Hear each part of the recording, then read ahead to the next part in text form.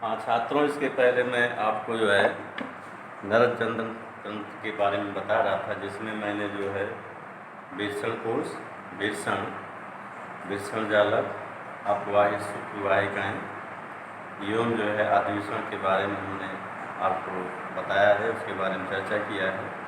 अब हम चलते हैं जो है अगला जो है शुक्रवाहिनी के बारे में चर्चा करें। शुक्रवाहिनी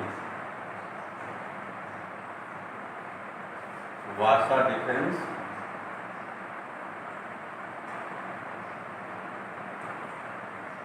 वासा डिफेंस ये ध्यान दीजिए। ये मैं चित्र आपको वहाँ बता चुका हूँ। ये मूत्र मार्ग है, ये शीशन है, ये पोता है, ये बेषण है और ये किडनी है, ये मूत्रवाहिनी है और ये शुक्रवाहिनी है। इसी प्रकार यहाँ भी बेषण होता है और ये किडनी यहाँ पर भी होती है और यहाँ से शुक्रवाहिनी निकलती है।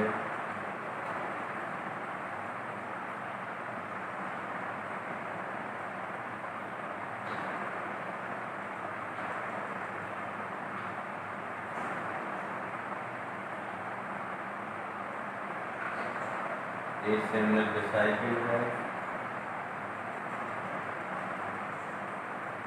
और ये जो नलिका बन रही है इजेकुलेटरी डक्ट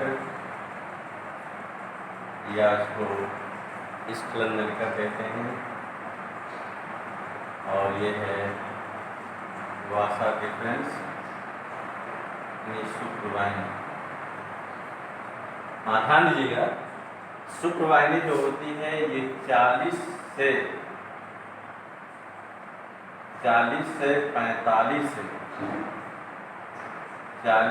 45 सेंटीमीटर लंबी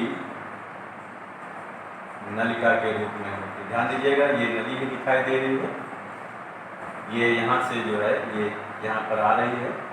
तो ये जो है शुक्रवाहिनी जो होती 40 से 45 सेंटीमीटर लंबी नलिका के रूप में होती है, जो काउडा एपिडिडाइमिस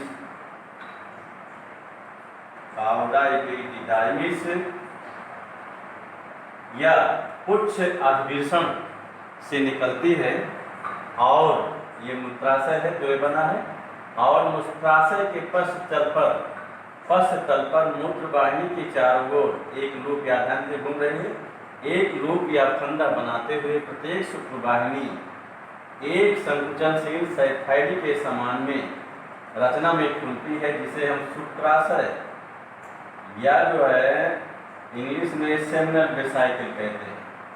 यह है शुक्राशय, जिसे शुक्राशय इस प्रकार से जो है शुक्रवाहिनी जो होती 40 से 45 सेंटीमीटर लंबी नलिका के रूप में होती है, जो काउडा एपिडिडाइमिस पुच्छ अधिवेशन से निकलती है और जो है प्रत्येक मूत्रवाहिनी जो होती है मूत्राशय के पश्च तल पर जो है अपनी ओर मूत्रवाहिनी के चारों ओर फंदा बनाते हुए जो है एक संकुचनशील जो है थैली के समान रचना में खुलती है, जिसे हम शुक्राशय या सेमिनल वेसाइकिल कहते हैं। नेक्स्ट आइए 8वां स्खलन नलिका। स्खलन नलिका इजेकुलेटरी डक्ट, वहाँ बोर्ड में भी लिखा है इजेकुलेटरी डक्ट। ध्यान देंगे, ये दोनों शुक्राशय यहाँ पर जो है ये मिल रहे हैं। मिलने के बाद ये एक छोटी सी रचना बन रही है, ये नलिका बन रही है, यही इजेकुलेटरी डक्ट होती है। कहने मतलब जो है स्खलन नलिका जो है 2 सेंटीमीटर लंबी नलिका के रूप में होती है जो दोनों शुक्राशय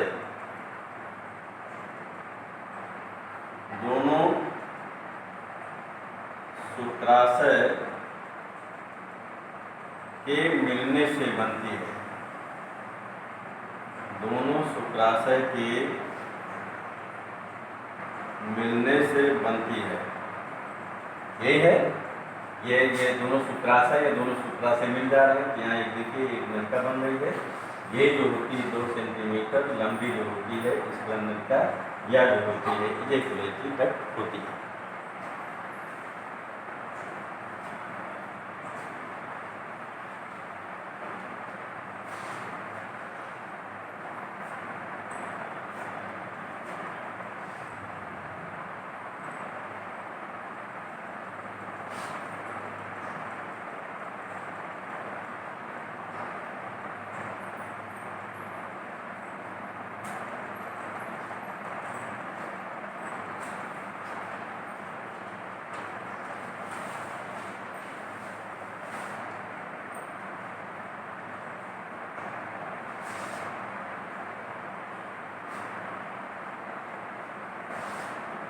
नेक्स्ट आइए मूत्रमार्ग।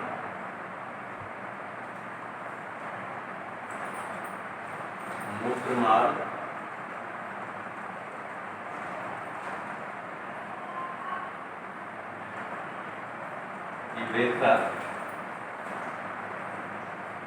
तो ध्यान दीजिए ये मूत्राशय है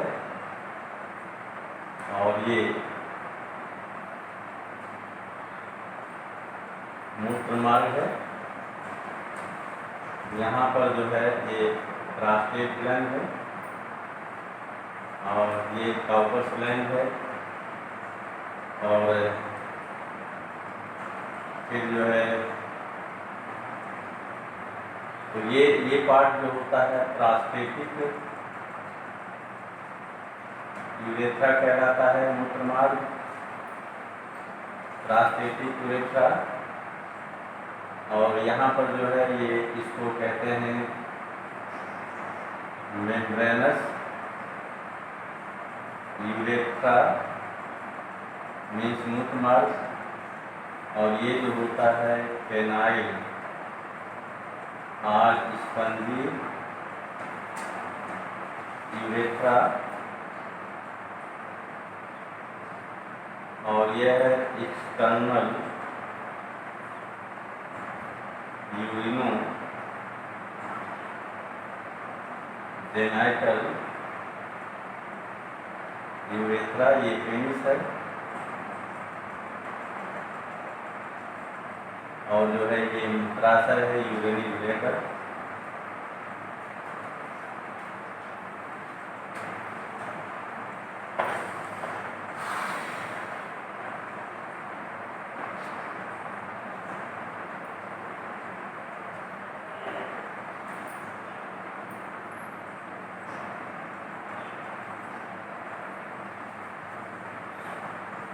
हाँ, ध्यान दीजिएगा मूत्रमार्ग जो है ये 20 सेंटीमीटर लंबी नलिका के रूप में होता है। ध्यान दीजिएगा ये जो मूत्राशय से निकलता है, हाँ जी, मूत्राशय से एक नली निकल रही है, इसी को जो है मूत्रमार्ग कहते हैं। और इसकी टोटल जो लंबाई होती है ये 20 सेंटीमीटर होती है। कितनी होती है? 20 सेंटीमीटर होती है। और मूत्रमार्ग 3 भागों में विभक्त होता है। वहाँ देखिए इंग्लिश में लिखा है, प्रथम को कहते हैं प्रोस्टेटिक मूत्रमार्ग या प्रोस्टेटिक यूरेथ्रा,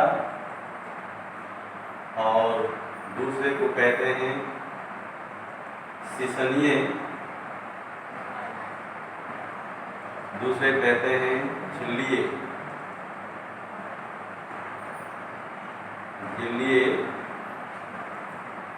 मूत्रमार्ग, या इसको कहते हैं मेम्ब्रेनस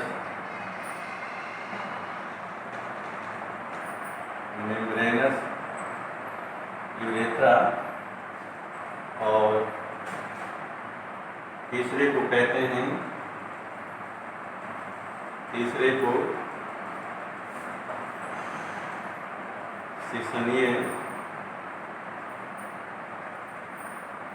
सीसनीय या स्पंजी मूत्रमार्ग, पेनाइल और स्पंजी यूरेथ्रा। आइए ध्यान दीजिएगा, प्रोस्टेटिक मूत्र मार्ग जो होता है ये 2 से 3 सेंटीमीटर मूत्र मार्ग का प्रारंभिक भाग होता है। मूत्र मार्ग का प्रारंभिक भाग होता है, ध्यान दीजिए यही इतना, ये यहाँ से यहाँ तक जो होता है ये 2 से 3 सेंटीमीटर लंबा मूत्र मार्ग का प्रारंभिक भाग होता है, जो प्रोस्टेट ग्रंथ के बीच से होकर गुजरता है। ध्यान दीजिए ये प्रोस्टेट ग्रंथ है जो प्रोस्टेट ग्रंथ के बीच से होकर गुजरता है, इसीलिए इसको प्रोस्टेटिक जो होता है यूरेथ्रा या मूत्र मार्ग कहा जाता है। और इसी भाग में दोनों जो है, इसी भाग में स्खलन नलिका खुलती है। क्या खुलती है? स्खलन नलिका खुलती है। दूसरा ये सीसनीय मूत्र मार्ग, ध्यान दीजिए ये है जो है मूत्र मार्ग का 1 सेंटीमीटर लंबा, 1 सेंटीमीटर लंबा मध्य भाग होता है। ये है, यही है, ध्यान दीजिएगा, ये यहाँ से लेकर के ये 1 सेंटीमीटर लंबा मध्य भाग होता है, जो मध्य भाग होता है जो प्रोस्टेट ग्रंथि, प्रोस्टेट ग्रंथि एवं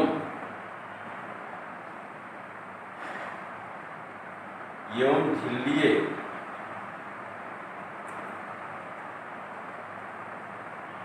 तंतुपट को भेद कर सिसन में प्रवेश करता है। तो ये पार्ट यहाँ से सिसन चालू होता है, पेनिस या लिंग चालू होता है। ये मूत्र मार्ग का जो होता है प्रारंभिक, ये मूत्र मार्ग का जो होता है 1 सेंटीमीटर लंबा मध्य भाग होता है, जो प्रोस्टेट ग्रंथ एवं जो होता है यहाँ पर एक झिल्ली होती है, झिल्लीय तंतुपट को भेद करके जो होता है सिसन में या पेनिस में जो होता है प्रवेश होता है। तीसरा ये सीसनीय मूत्र मार्ग, ये यहाँ से लेकर पूरा, यहाँ से लेकर ये पूरा जो होता है ये लिखा पेनाइल और स्पंजी यूरेथ्रा। ध्यान देंगे ये जो है मूत्र मार्ग का अंतिम जो होता है 16 से 17 सेंटीमीटर लंबा मूत्र मार्ग का अंतिम भाग होता है। क्या होता है?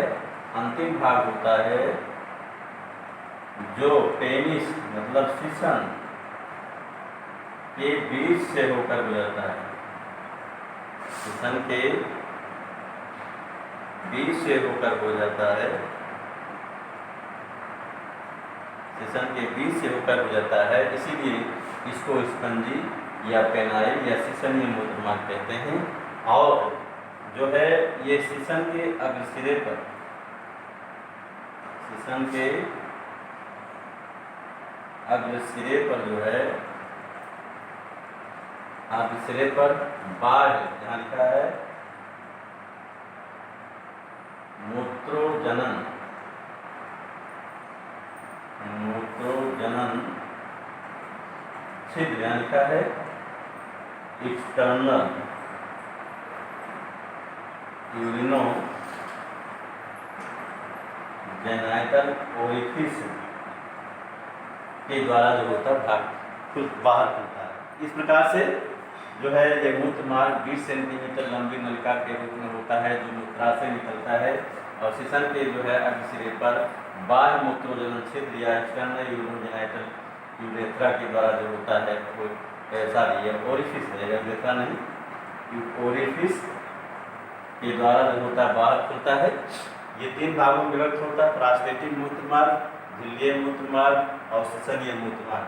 प्रास्टेटिक मूत्रमार्ग जो होता है, ये मूत्रमार्ग का प्रारंभिक 2 से 3 सेंटीमीटर लंबा भाग होता है, जो प्रास्टेट ग्रंथि से होकर गुजरता है, और इसमें जो होते हैं दोनों मतलब इसमें स्कंद नलिका भी खुलती है। दूसरा है झिल्लीय मूत्रमार्ग। ये मूत्रमार्ग का जो होता है मध्य 1 सेंटीमीटर लंबा भाग होता है, जो प्रास्टेट ग्रंथि एवं झिल्लीय तंतुपट को भेदकर सिसन में प्रवेश करता है।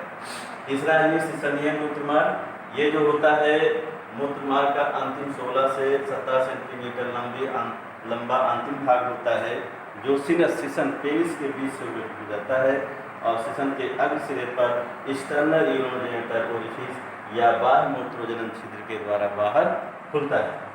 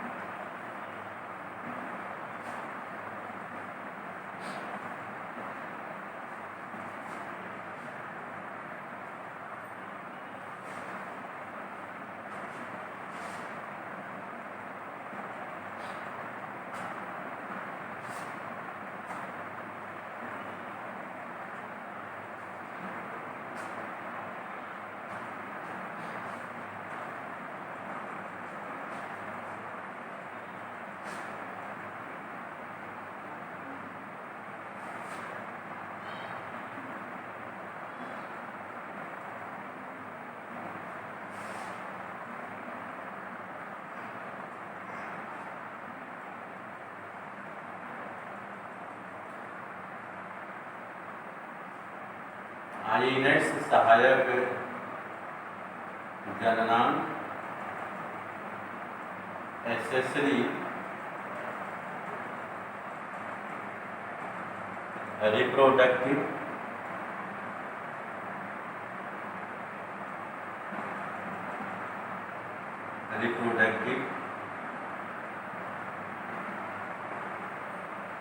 ऑर्गन्स। तो इसमें आप सिसन के बारे में आपको पढ़ना है। सिसन, पेनिस, ये आपका सहायक जननांग है।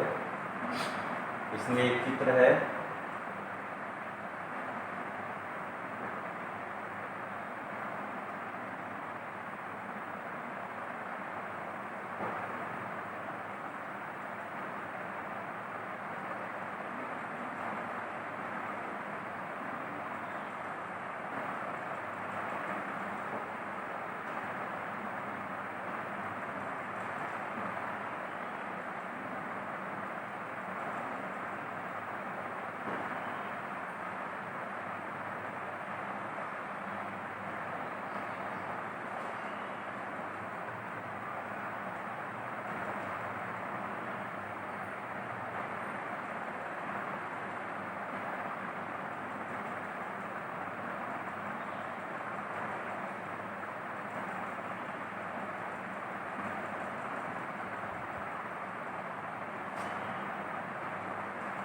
ये जो है सिस्टम का चित्र बना रहे हैं।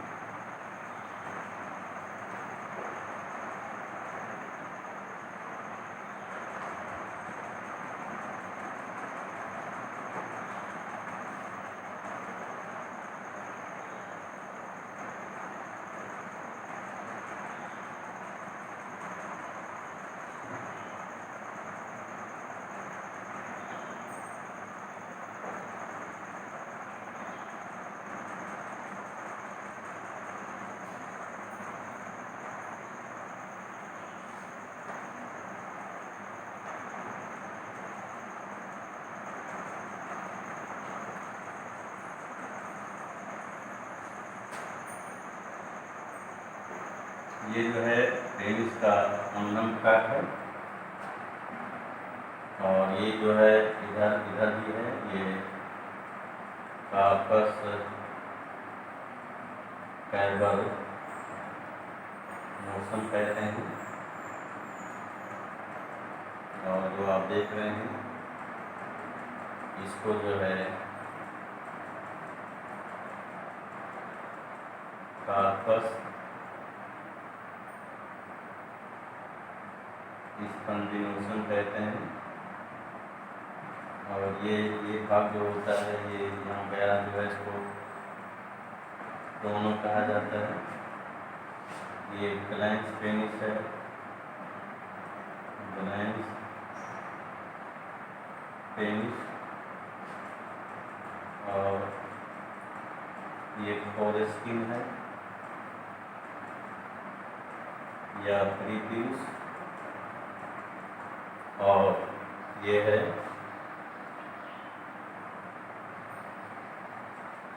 स्टर्नल यूग्नोजेनाइटल ओरिफिस, और ये है इसको स्पंजी और कैनाइल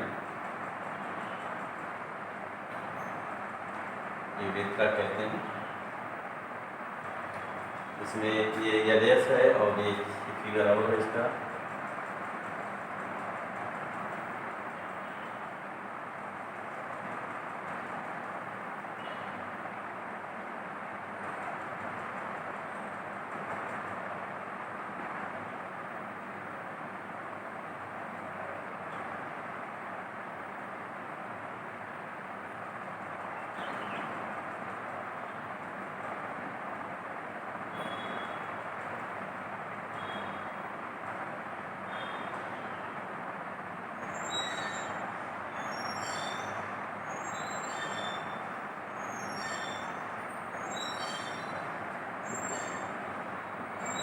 ये दोनों इसको वापस कैल्वोनोसम कहा जाता है। ये कार्पस स्पंजिनोसम है,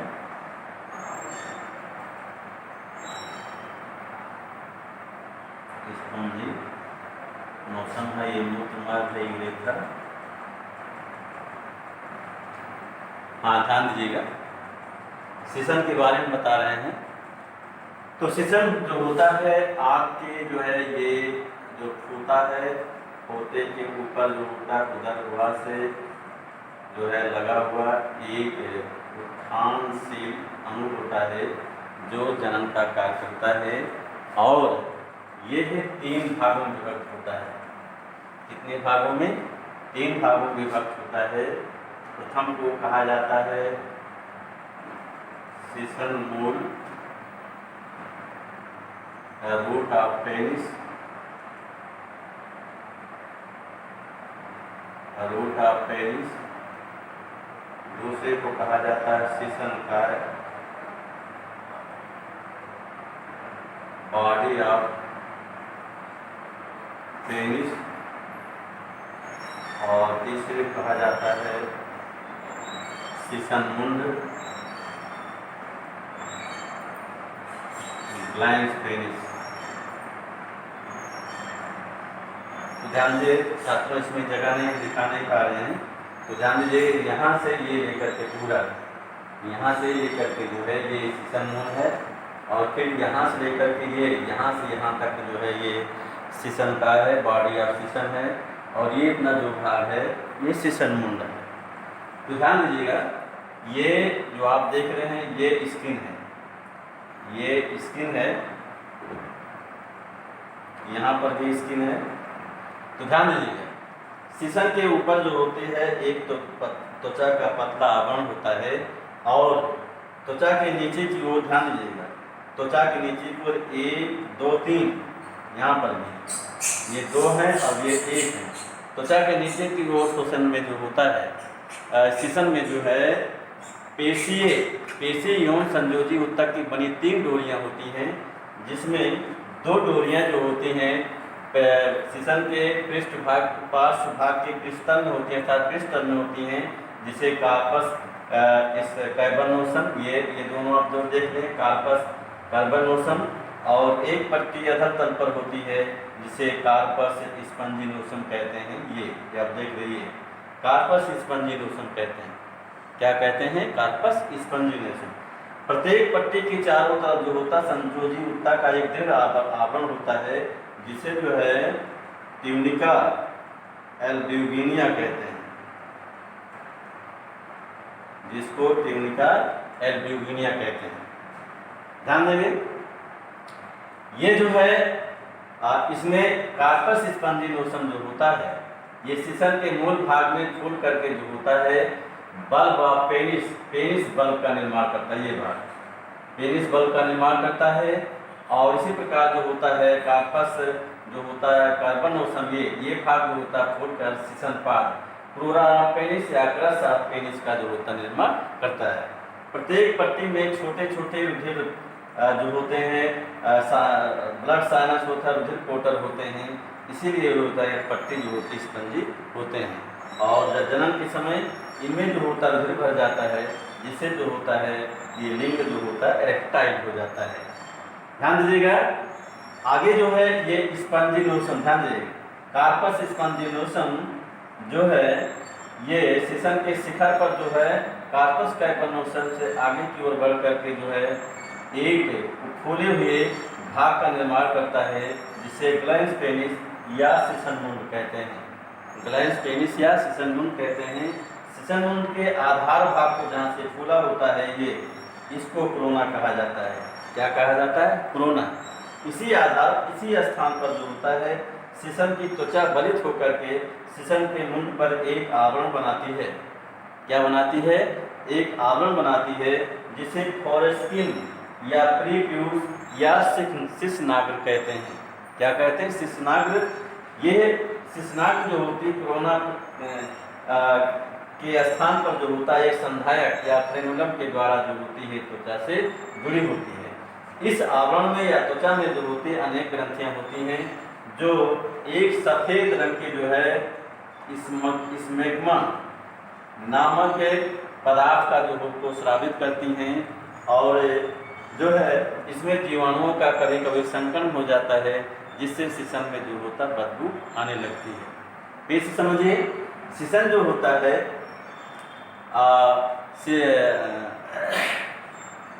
वृषण कोश के ऊपर अधर त्वचा से लगा हुआ एक जो है उत्थानशील अंग होता है, जो जनन का कार्य करता है। ये 3 भागों में विभक्त होता है। शीशन मूल, दूसरा जो होता है ये पूरा भाग यहाँ तक शीशन का है, और तीसरा जो होता है शीशन मूल 3 भागों में जो होता विभक्त होता है। शीशन के ऊपर आप यहाँ से त्वचा कर सकते हैं।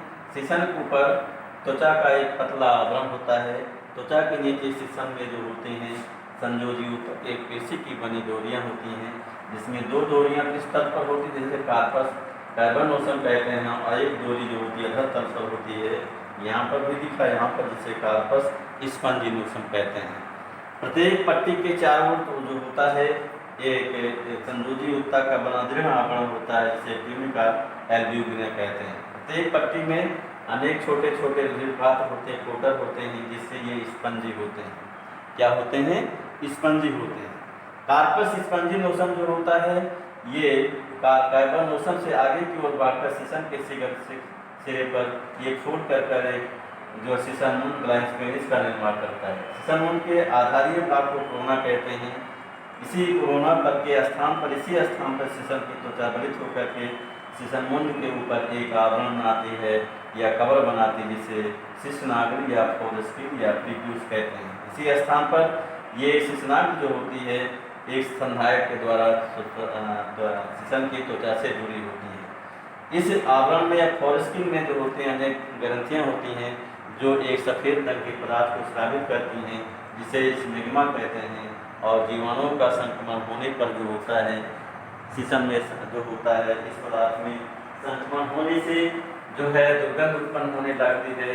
इसलिए शीशन की सफाई समय समय पर जो होता है करते रहना आवश्यक होता है, अन्यथा जो होता है ये इन्फेक्शन होने का खतरा जो होता बढ़ जाता है।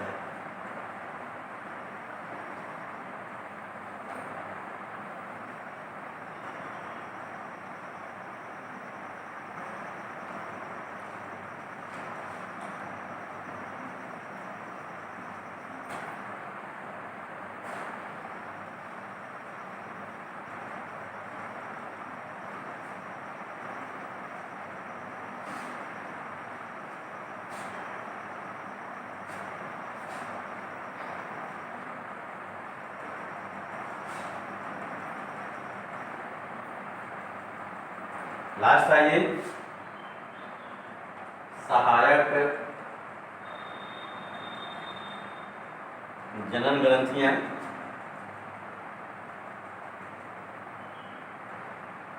सहायक जनन ग्रंथियां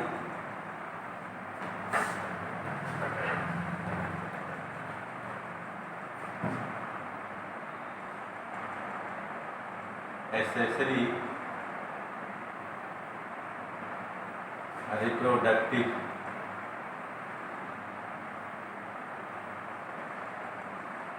ग्लैंड्स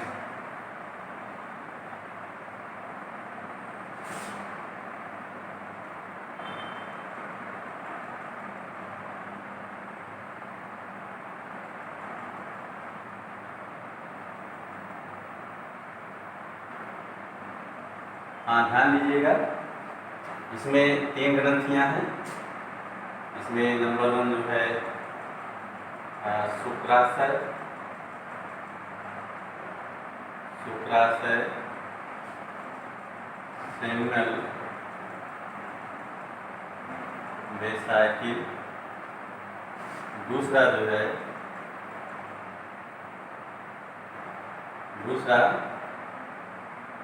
प्रास्टेट ग्रंथि, प्रास्टेट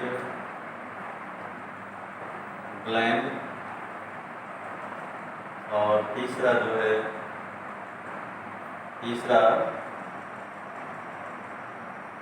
काउपर्स ग्रंथि,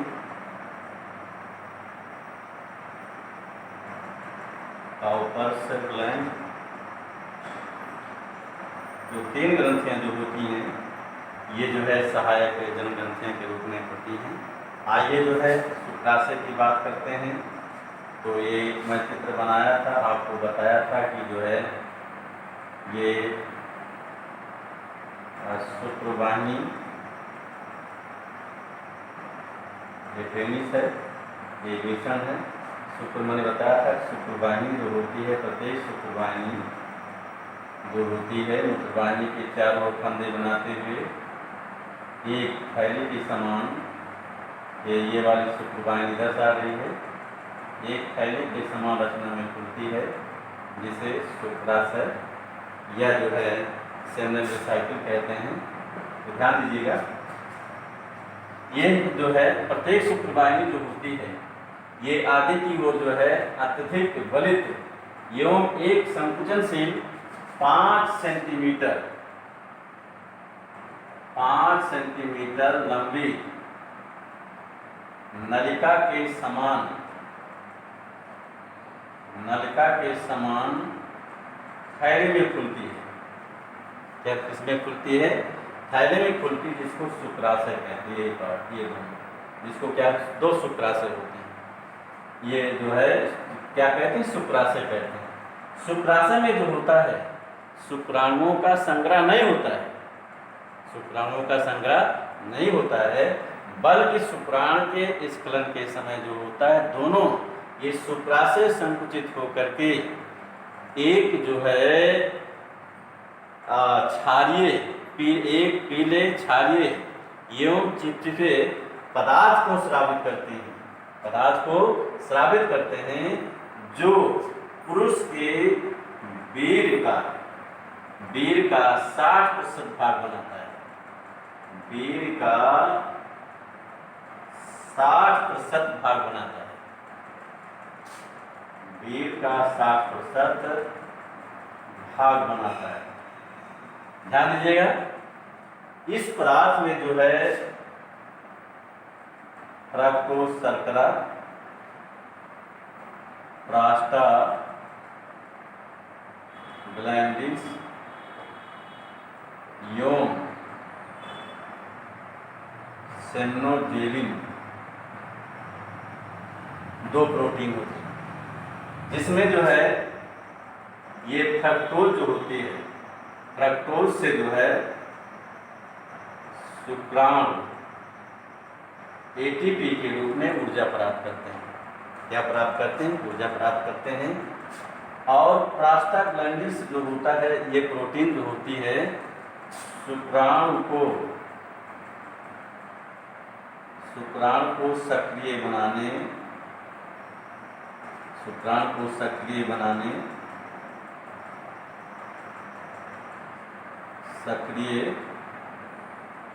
बनाने, यौन को संकुचन के लिए जो होता प्रेरित करता है। यौन को संकुचन के लिए प्रेरित करता है। जबकि जो है सेमनोजेलिन जो होता है, ये स्खलन के बाद वीर का स्कंदन करता है, जिससे वीर जो होता है स्खलन के बाद जो होता है गाढ़ा हो जाता है। तो फिर से समझिए, शुक्राशय प्रत्येक शुक्रवाहिनी जो होती है अपनी ओर एक 5 सेंटीमीटर लंबी अत्यंत वलित या बल खाई हुई थैली की समान रचना में खुलती है, जिसे शुक्राशय कहते हैं। इस प्रकार शुक्राशय दो होते हैं। शुक्राशय में शुक्राणुओं का संचय नहीं होता है, बल्कि स्खलन के समय दोनों जो है शुक्राशय जो होते हैं एक संकुचित होकर के एक पीले क्षारीय एवं चिपचिप पदार्थ को स्रावित करते हैं, जो वीर का 60% भाग बनाता है। इस पदार्थ में फ्रक्टोज शर्करा, प्रोस्टाग्लैंडिन्स एवं सेमनोजेलिन्स दो प्रोटीन होते हैं, जिसमें फ्रक्टोज से शुक्राणु जो होते हैं एटीपी के रूप में ऊर्जा प्राप्त करते हैं। प्रोस्टाग्लैंडिन्स जो होती है प्रोटीन शुक्राणु को सक्रिय बनाने यौन को संकुचन के लिए प्रेरित करता है। जबकि सेमनोजेलिन्स जो होती है स्खलन के बाद वीर का स्कंदन या कोआगुलेशन करता है, जिससे स्खलन के बाद वीर जो होता गाढ़ा हो जाता है। दूसरा ये प्रोस्टेट ग्लैंड, यहाँ पर हमने बनाया था एक बड़ा सा, ये प्रोस्टेट ग्लैंड है।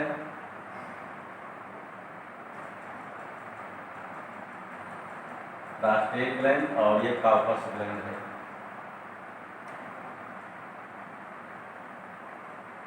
हाँ, ध्यान दीजिए, ये प्रोस्टेट ग्लैंड, ये मूत्राशय है। मूत्राशय के आधार भाग के जो है चारों ओर या नीचे की ओर कह सकते हैं, चारों ओर एक बड़ी सिंघाड़े के आकार की ग्रंथि होती है, जिसको प्रोस्टेट ग्लैंड कहते हैं।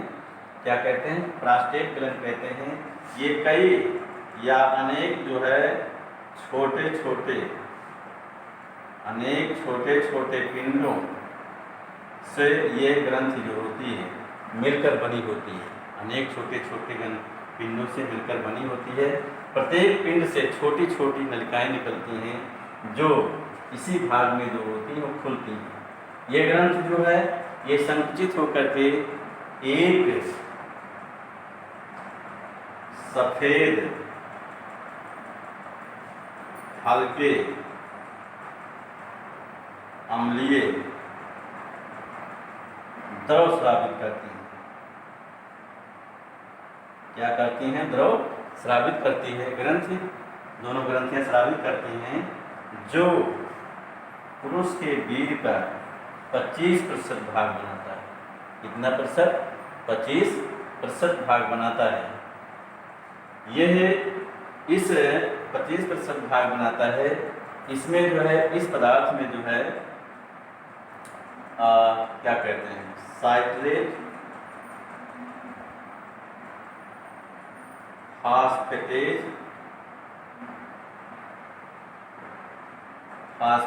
एवं प्रोटियोलिटिक एंजाइम में जैसे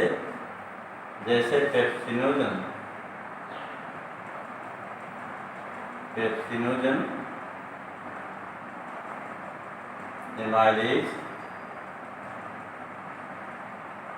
लाइसोजाइम और जो है